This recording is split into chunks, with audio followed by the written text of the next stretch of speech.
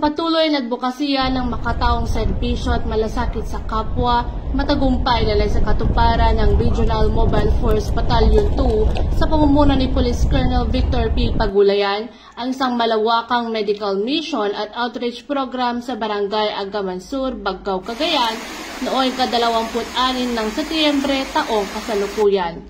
Ang aktibidad ay sinagawa katuwang ang iba't ibang ahensya kabilang ang Armed Forces of the Philippines, Local Government Unit ng Bagcao, Pag-asa Foundation at mga civic organizations mula sa Northern Luzon Region 4. Mahigit 500 residente ang nabigyan ng libreng serbisyong medikal at dental kasama ng pamamahagi ng mga gamot, wheelchairs at iba pang pangunahing pangangailangan.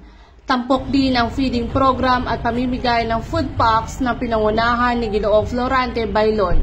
Hindi rin nakalimutang bigyang pansin ang edukasyon dahil libo-libong libro ang pinamigay ng RMFB2 sa mga estudyante ng barangay. Patunay ng malasakit sa kinabukasan ng kabataang Pilipino.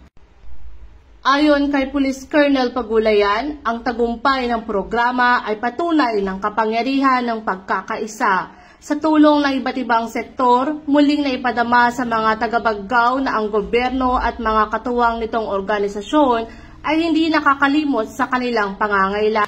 Mula dito sa Lambak ng Cagayan, ako ang iyong PNN correspondent, Patrolwoman Janet Balad, alagad ng batas, taga-taguyod ng Balitang Pulis.